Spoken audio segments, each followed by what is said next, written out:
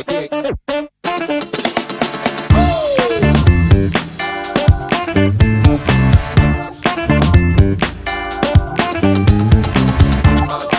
Marie Young, welcome to a very special edition of PEP Talk. It's wonderful to have you here. Today,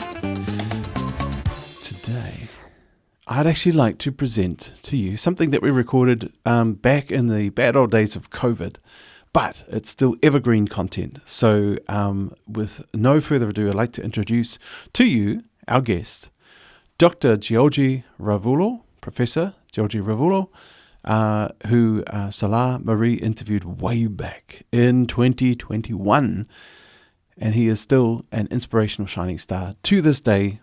Enjoy. Welcome, Nisa Pulavanaka and Talafalava, to Professor Jioji Ravulo. And you are this amazing, inspiring professor. And I actually came across your article in the Sydney Morning Herald, and it was basically introducing the first Pacific professor at the University of Sydney, or Sydney University. And so it's just a pleasure to have you. So a huge welcome. I am actually going to start with perhaps the villages of where you hail from, where Mum and Dad comes from. Yeah, Nissan Bulavanaka, Talofalava, and G'day. Thank you so much, Marie, for having me on your podcast. My father comes from a village called Naivira in Nokorotumbo in Ra, in Fiji, and my mother is from Sydney, Australia. So they met when my father came to Australia in the mid-70s at the ubiquitous barbecue, and they then got together, and then I'm one of five, so I have a twin sister and then three younger siblings, and we grew up in southwestern Sydney.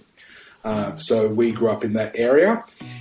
Before I continue on, because of my protocols here in Australia, I'd like to acknowledge the traditional owners of the lands in which I am joining you on this podcast. So for me, I'm on the lands of the Dharawal people. I also acknowledge their elders past and present, but also acknowledge that the lands in which I'm joining the podcast are still considered stolen, as sovereignty was never ceded.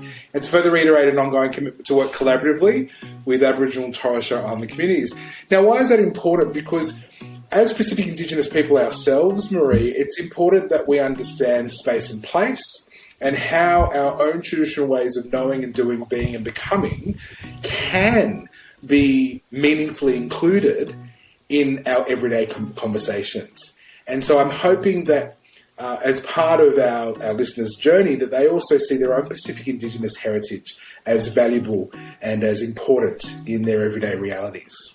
Absolutely, which is why it's so important to have people that look like us, that acknowledge tangata whenua, just like here in Aotearoa, just like our Indigenous people in Australia. I mean, I grew up in Australia. I'm an Australian citizen in Newcastle, not far from Sydney, so I sort of get the vibe there, you know, the diaspora that's actually there, in the Pacific diaspora. So that's really great. I mean, your dad, when I read the article that your mum and dad, that your mum was a school teacher, am I right? And that dad was a factory worker. I'm wondering how influential, you know, was it your mum or was it both your parents that really pushed or encouraged you and your siblings to education? It was both. It was both our parents. Because my dad only went up to year 8 in Fiji, and because my mother was an educator, she went to Teachers College and then was teaching across different areas of Western Sydney. Both of them had a real desire to see their own children engage in education.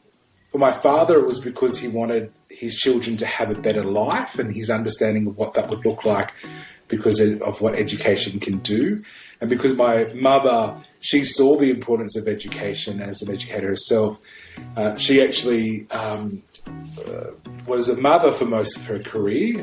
That also showed her dedication to being with us as children and also to guide us in those forms of formal and informal education. And my father was the same. He would sacrifice a lot of different things himself, both socially and financially, to support us. We grew up in public housing in Western Sydney. So we grew up in